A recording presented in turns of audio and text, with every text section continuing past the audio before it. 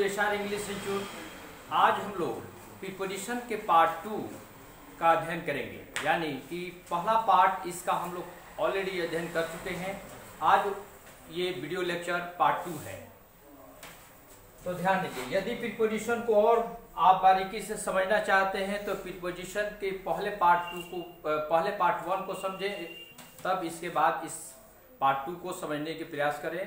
और इस पार्ट 2 में, प्रीपोजिशन के पार्ट 2 में हम लोग जितने भी प्रीपोजिशन हैं और उनके कंफ्यूजन हैं हम लोग ग्राफ से पढ़ेंगे, ताकि आपका किसी तरह का जो भी कंफ्यूजन रहा हो वो सारा का सारा आपका स्पष्ट हो जाएगा, यानी दूर हो जाएगा। तो ध्यान दीजिए, इसमें प्रीपोजिशन में हम लोग पढ़ने जा रहे हैं खास तौर में प्रीपोजिशन इन और ऐड का, जिसमें हमेशा कंफ्यूजन रहता है कि इन का प्रयोग कहाँ करें और ऐड का प्रयोग कहाँ करें।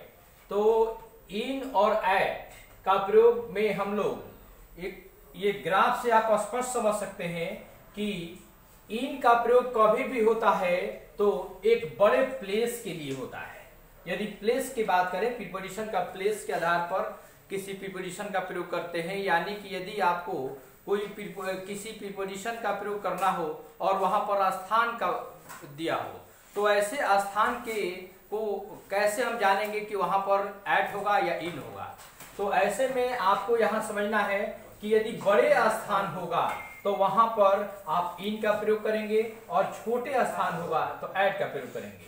जैसे यदि बात करें किसी शहर का, जैसे मान लीजिए कि अभी आप लोग इस शहर आरा में रह रहे हैं और तो आरा में रह रहे हैं और उसी के अंडर में एक के और भी स्थान है, यदि केजी रोड, तो केजी रोड जैसे एक मान लीजिए कि एक कॉलोनी हुआ, एक गली हुआ जिस गली में रहते हैं खास तौर में, और ये आरा इसका शहर है, यानी इसमें बड़ा कौन है, तो ये कॉलोनी बड़ा है या शहर बड़ा है। तो यहाँ पर एक शहर, यहाँ पर आरा बड़ा है, तो इसके पहले इन का प्रयोग किए और उससे छोटा जो है केजी रोड है, इसलिए ऐड का प्रयोग किए। इसी तरह यदि पटना में रह रहे हैं तो पटना के लिए हम इन का प्रयोग करेंगे और उसके कोई भी एक क्षेत्र जो उसका गली या मोहल्ले का नाम हो उसके लिए ऐड का प्रयोग करेंगे। अब यहाँ पर एक बात आपको ये भी स्पष्ट करना है कि यदि हम सेंटेंस में प्रयोग करते हैं तो सेंटेंस में इसको कहाँ अरेंज करेंगे, पहले इन लिखेंगे या पहले ऐड लिखेंगे। तो ध्यान रखिए, जब भी कोई प्लेस का बात आता है तो उस स्थिति में सबसे पहले हमको छोटे प्लेस को लिखना चाहिए और छोटे प्लेस के पहले ऐड का प्रयोग करना चाहिए, और तब उसके बाद बड़े प्लेस को लिखना चाहिए और बड़े प्लेस के पहले इन का प्रयोग करना चाहिए। जैसे I live at KG road, तो केजी रोड यहाँ पर एक छोटा प्लेस हुआ और यहाँ पर आरा एक बड़ा प्लेस हुआ। ऑन कर दीजिए तो वहां से सबसे इधर वाला इन्वर्टर अंधेरा हो गया होगा ना उधर।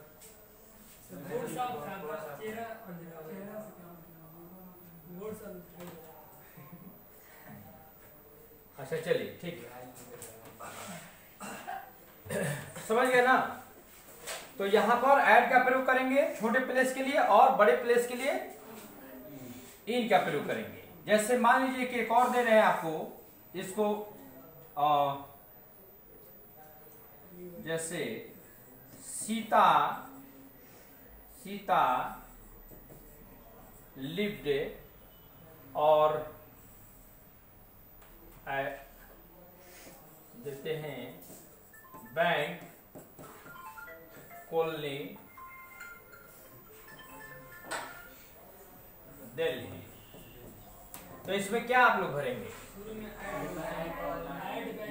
शुरू में आपको ऐड का प्रयोग करना है और तब जाकर ये बड़ा है इसके, यानी कि दिल्ली के अंदर में बैंक कॉलोनी आता है, इसलिए यहाँ पर आपको इन का प्रयोग करना है। और अरेंजमेंट आपको सबसे पहले छोटे प्लेस को रखना है तब जाकर बड़े प्लेस को रखना है।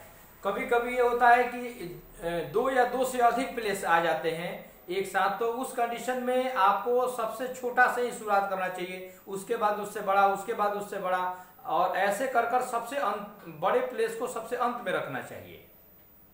जैसे यदि कोई कहा कि वो बैंक कॉलोनी के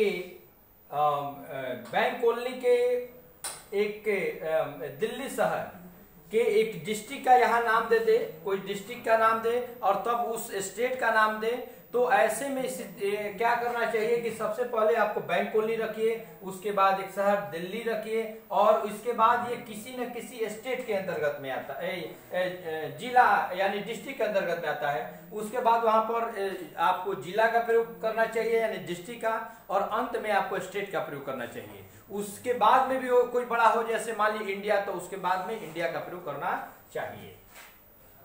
नेक्स्ट,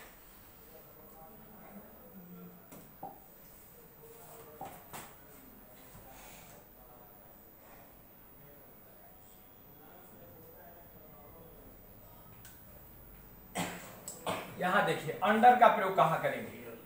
अंडर का अर्थ होता है के नीचे, के नीचे या के अधीन। तो यहां पर आप साफ पोजीशन को समझिएगा कि यदि कोई चीज, जैसे ये टेबल है और इस टेबल के जस्ट इसके अंदर में कोई चीज रखा है उसके नीचे, तो वो चीज आपको अंडर के सेंस में यानी कि वहां पर प्रीपोजिशन अंडर का प्रयोग करना चाहिए। जैसे this box is under the table, यानी कि यह बॉक्स टेबल के अंदर में है। यहां पर यदि बात करें, कोई एक ट्री को ले लें और इसके अंदर में किसी व्यक्ति की बात करें कि ये व्यक्ति कहां पर है, तो इस व्यक्ति को यहां पर क्या कहेंगे, अंडर, अंडर द ट्री, पेड़ के नीचे। समझ गए? तो उसका पोजीशन ध्यान रखना पड़ेगा। और ऐसे सेंटेंस, जब भी आप सेंटेंस बना रहे हैं तो सेंटेंस में वो चीज दिया नहीं रहता है। यदि एक सेंटेंस मैंने एक लाइन के सेंटेंस हो तो उसमें थोड़ा मुश्किल होता है, लेकिन आपको समझना है कि वहां पर क्या सेंस होना चाहिए। यदि एक सेंटेंस के साथ 2-3 सेंटेंस देता है तो स्पष्ट आगे इंफॉर्मेशन देगा कि उस व्यक्ति या वस्तु का पोजीशन कहां पर है, तो उस पोजीशन से आपको प्रीपोजिशन का चुनाव करना है। तो ध्यान रखें, तो कभी भी किसी चीजों के अंडर यानी नीचे की ओर छिपे हुए यानी हो कोई चीज, तो उस कंडीशन में अंडर का प्रयोग करना चाहिए। नेक्स्ट,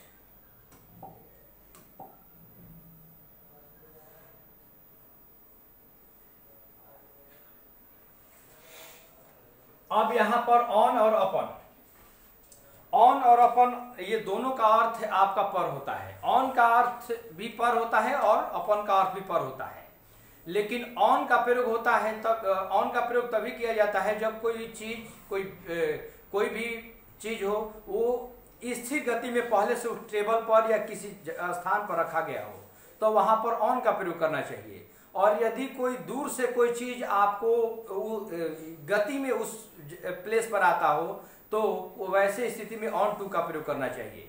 जैसे मान लीजिए कि कोई प्लेट है किसी टेबल पर रखा हुआ है, तो वहां पर पहले से स्थिर रखा गया है, तो ऑन का प्रयोग कीजिए। और वही प्लेट या कोई बॉल टेबल पर फेंक रहा हो, वहां पर बाहर से यानी गति में कोई चीज बॉल कोई वहां पर फेंका, तो उस कंडीशन में, उस स्थिति में आपको वो बॉल गति में होकर और वो टेबल पर आया, इसलिए वहां पर ऑन टू का प्रयोग करना चाहिए।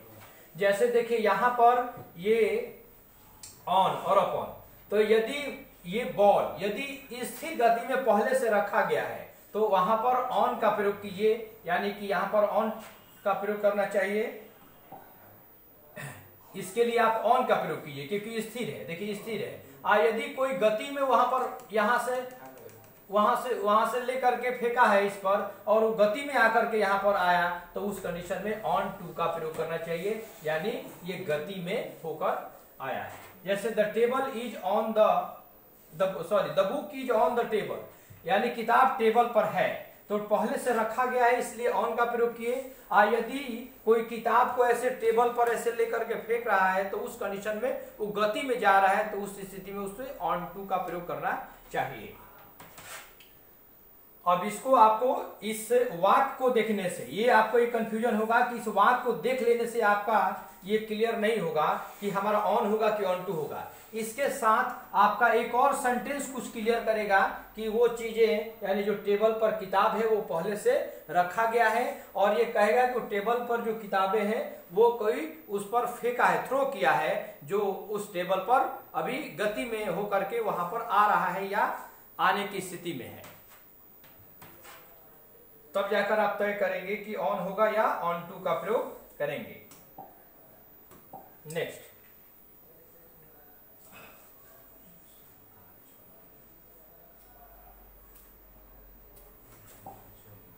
अबाउट का अर्थ हम लोग अबाउट को पढ़ेंगे। अबाउट का अर्थ कई सेंस में प्रयोग किया जाता है, लगभग के सेंस में भी प्रयोग किया जाता है और के बारे में भी के अर्थ में भी प्रयोग किया जाता है।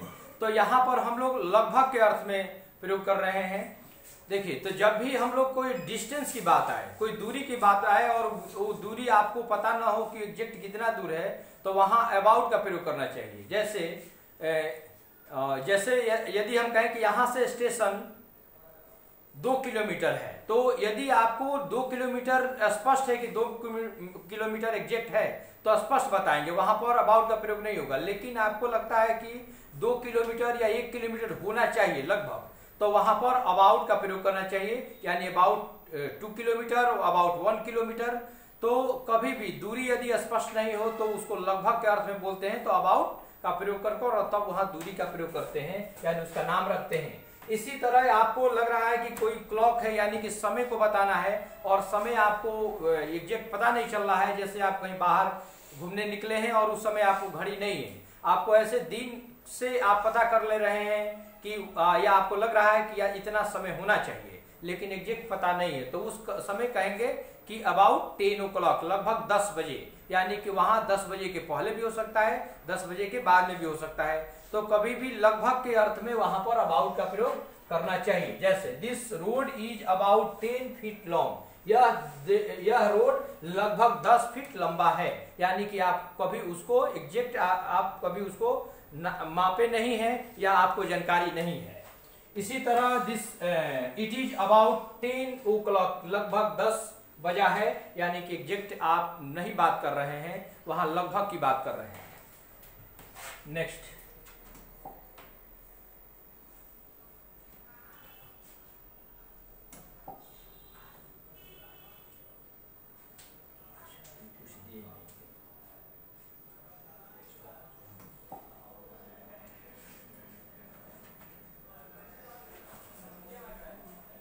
अब यहां पर अगेंस्ट का भी अर्थ दो होता है। जैसे अगेंस्ट का मतलब होता है किसी के विरुद्ध में, और के सामने या के ठीक उसी के आमने सामने के भी अर्थ में करते हैं।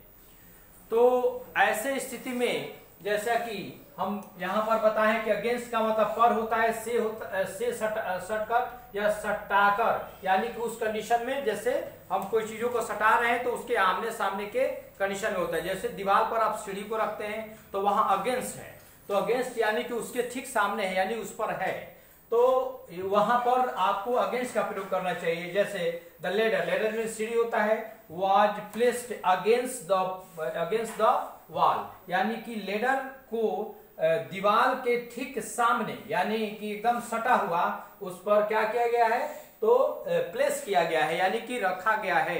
कल भी आप पोजीशन में देखेंगे वो प्लेस का प्रयोग हम लोग नाउन और वर्ब दोनों के अर्थ में किए थे और करते भी हैं, तो इसीलिए यहाँ पर प्लेस का मतलब वही प्लेस है, यानी कि रखना के अर्थ में है। यानी कि टेबल को दीवार के ठीक सामने, यानी आमने सामने रखा गया है या से सटा हुआ रखा गया है, जो अर्थ लगा लीजिए, पर रखिए, पर लगाइए, से सटा कर रखिए या सटकर या सटा कर रखिए, या के सामने के भी अर्थ में आप कह सकते हैं, या आमने सामने। तो अगेंस्ट का प्रयोग यहां भी करते हैं। और अगेंस्ट का प्रयोग एक और जगह होता है, जैसे I want to raise voice against Ram, मैं राम के विरुद्ध में आवाज उठाना चाहता हूं, तो यहां पर के विरुद्ध में के अर्थ में भी कह सकते हैं, यानी कि यहां पर किसी के आप एनवायर्ड हैं तो उस कंडीशन में वहां पर अगेंस्ट का प्रयोग करते हैं।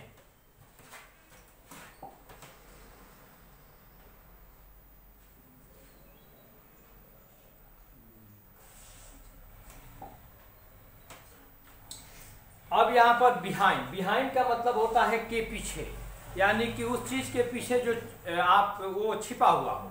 यानी कि कोई भी चीज, जैसे मान लीजिए कि आपके घर के पीछे कोई टेम्पल है या कोई पेड़ है, तो उसको क्या कहते हैं, बिहाइंड का प्रयोग करते हैं। तो कोई भी चीज जब किसी चीज के पीछे ढका हुआ है, छिपा हुआ, तो वहां पर बिहाइंड का प्रयोग करते हैं। जैसे यहाँ देखेंगे एक घर है और इस घर के ठीक पहले पीछे की ओर पेड़ है, तो वहां कहेंगे there is a tree behind my house, मेरे घर के पीछे एक पेड़ है। तो कोई भी चीज के पहले, जैसे टेबल के पीछे कोई चीज छिपा हुआ है, तो वहां भी आप अगेंस्ट बिहाइंड का प्रयोग करेंगे। जैसे there is a book behind almirah, अलमीरा के पीछे एक किताब है। तो कोई भी चीज किसी चीज के पीछे छिपा हुआ है या वहां उपलब्ध है, तो उस कंडीशन में आपको बिहाइंड का प्रयोग करना चाहिए। जैसा कि यहाँ एग्जाम्पल से भी आप समझ सकते हैं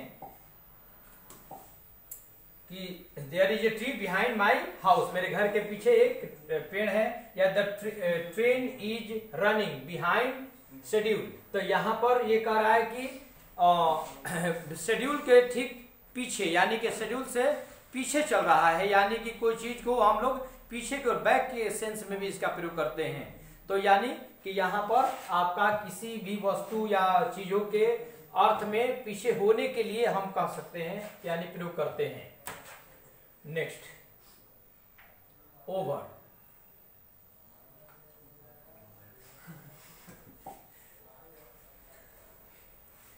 और इस ग्राफ को और क्लियर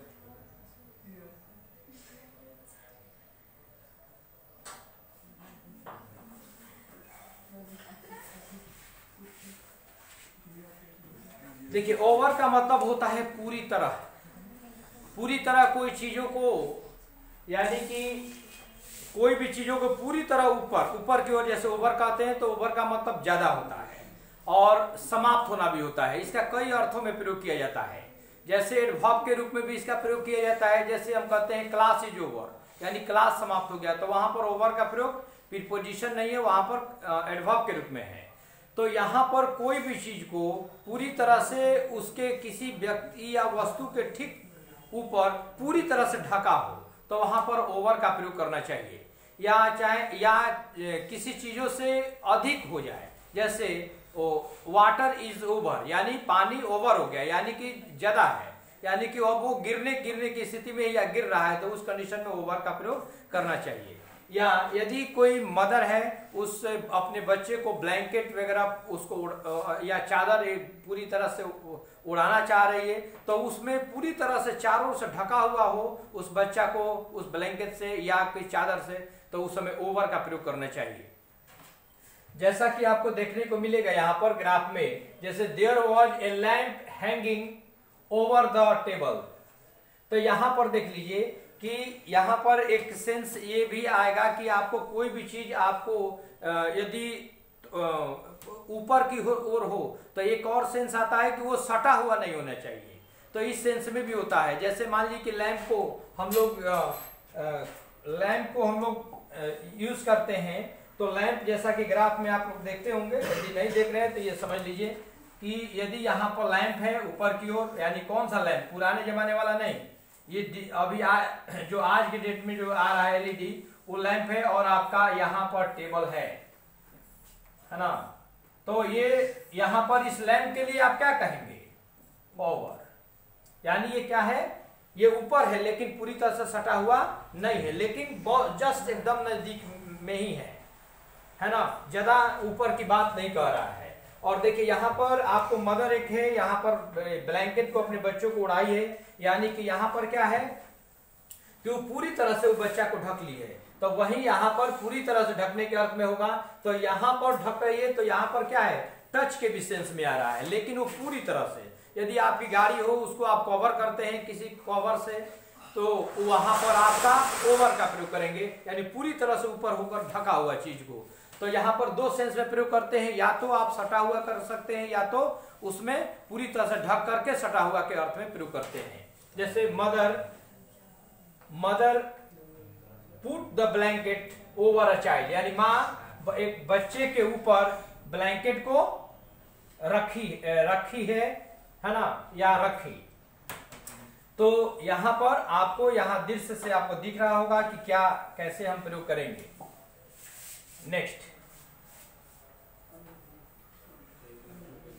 एक और ध्यान रखिए, snow is falling all over the country, यानी ऑल ओवर का मतलब यहाँ पूरा संपूर्ण, जैसा कि पहले भी मैंने बताया कि जैसे पूरी तरह से ढका हुआ होना चाहिए, और पूर्ण भी इसका अर्थ होता है। यानी करेंगे स्नो यानी कि बर्फ पूरे देश में, यानी पूरे देश भर में क्या है, गिर रहा है, यानी फॉल हो रहा है, फॉलिंग हो रहा है। यानी snow is falling all over the country, यानी पूरे देश में बर्फ गिर रहा है, यानी पूरा का पूरा देश बर्फ से ढका हुआ है। इस तरह के सेंस इसमें है।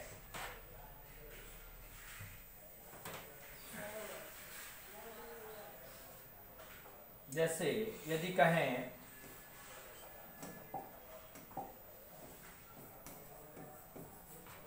देयर इज ए टॉय, यहां दे दे बॉक्स, क्या भरेंगे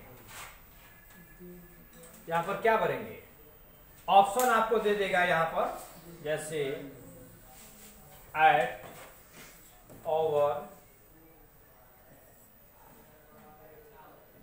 ओवर, इन, और डी में दे देगा नॉन, नॉन ऑफ दीज। तो क्या भरेंगे?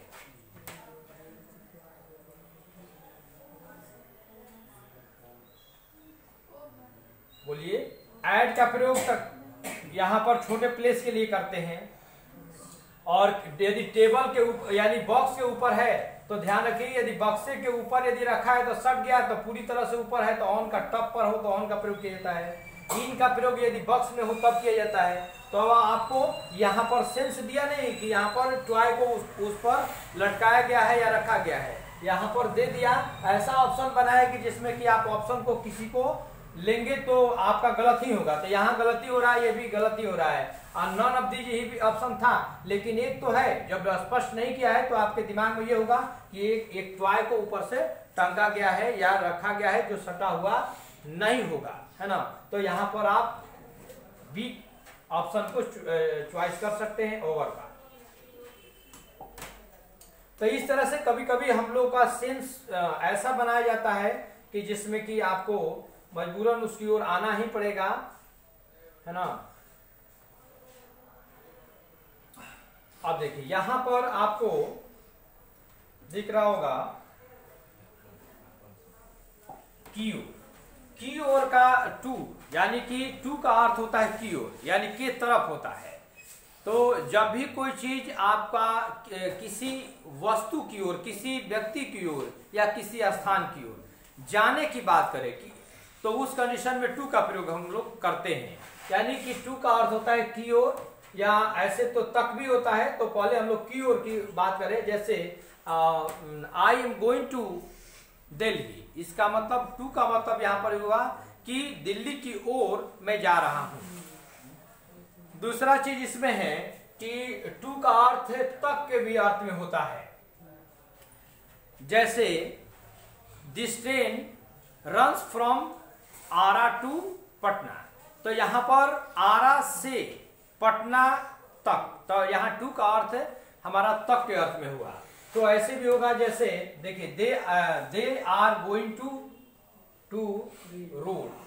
रीड, यहां पर देखिए they are going to read, यानी कि वे कहां जा रहे हैं, पढ़ने जा रहे हैं, यानी पढ़ने की ओर जा रहे हैं। तो यहां स्थान का भी दे दे, जैसे we they are going to, इसको हटा करके यदि दे दे पटना, तो वे लोग पटना की ओर जा रहे हैं, है ना। तो यहां पर की ओर के अर्थ में है, जैसे this road goes to the station, यह रोड कहां जाता है, स्टेशन की ओर जाता है, या ये भी अर्थ लगा सकते हैं कि यह रोड स्टेशन तक जाता है ना। और जैसा कि ये भी बताया कि this train runs from Ara to Patna, यह ट्रेन आरा से पटना चलती है। तो यहाँ इसका से का अर्थ फ्रॉम हुआ, यानी फ्रॉम का अर्थ से हुआ और टू का अर्थ तक हुआ, मीन्स आरा से पटना तक। तो इस तरह से हम टू का प्रयोग करते हैं।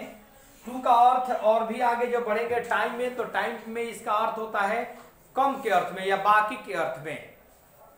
जैसे यदि कहना चाहते हैं कि 10 बजने में 5 मिनट बाकी है, तो यहां क्या करेंगे, कहेंगे इट इज, जो बाकी है उसको ले लेते हैं, it is 5 minutes, MINUTS minutes.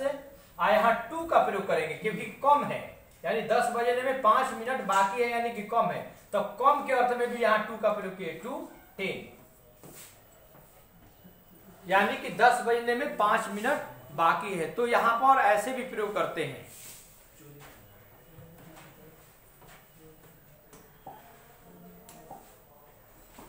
Next, out.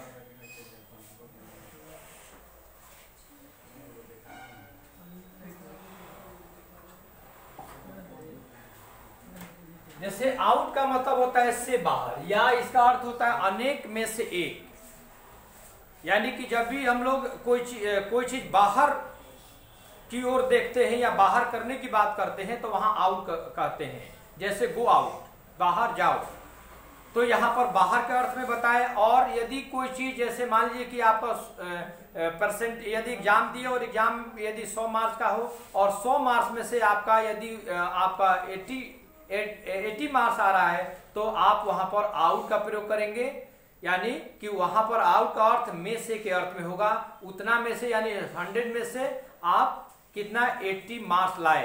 तो ऐसे प्रयोग करते हैं। जैसे देखिए, तो यहां बाहर के अर्थ में यदि मान लीजिए कि एक शहर है, यहां पर एक शहर बताया गया है, ये देखिए बिल्डिंग की बात है, यहाँ पर बिल्डिंग है, यदि साफ नहीं देखता होगा तो, है ना।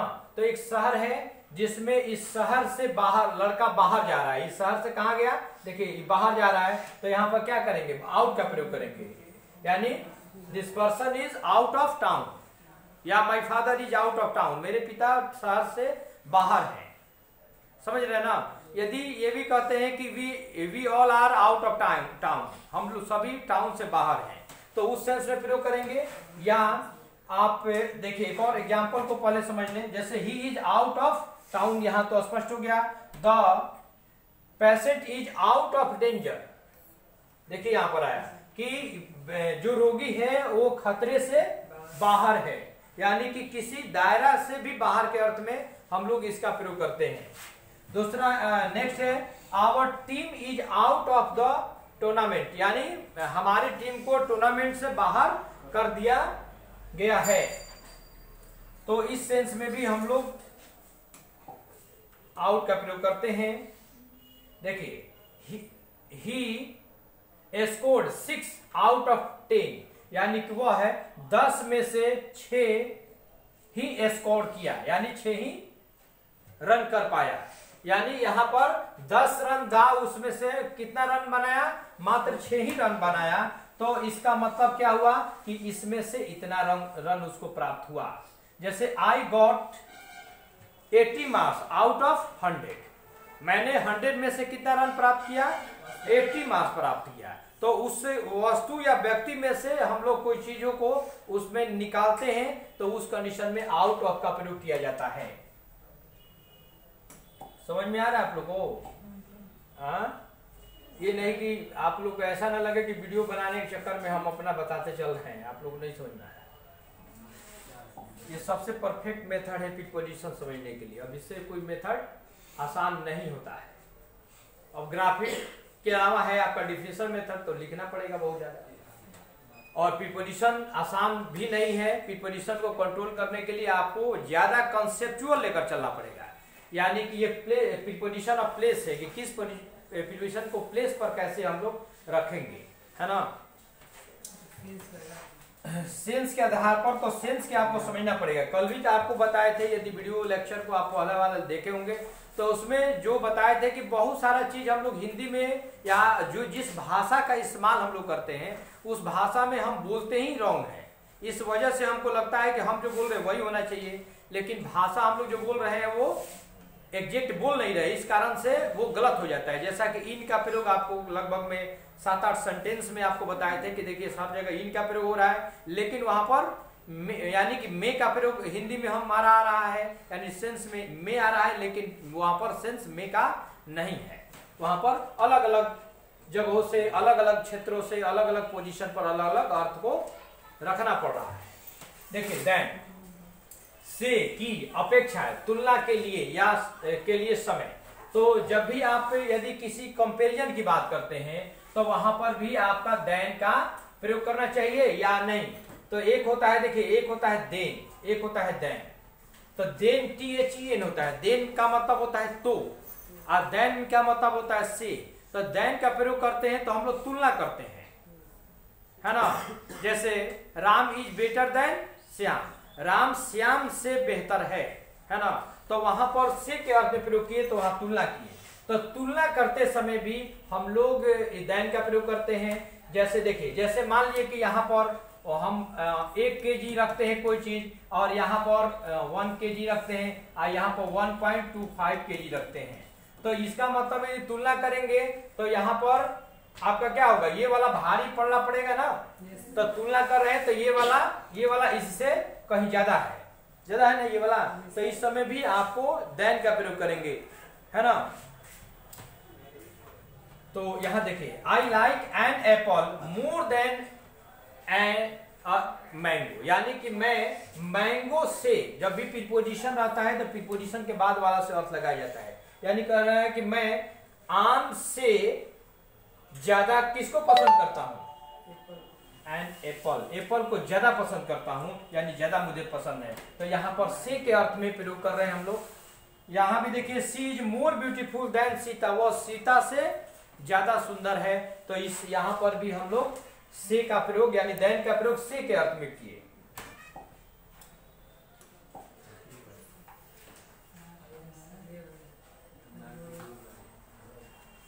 समय भी आप लोग बता देंगे, समय हो गया। तो हम लोग अगेंस्ट का प्रयोग नेक्स्ट डे से पढ़ेंगे, है ना।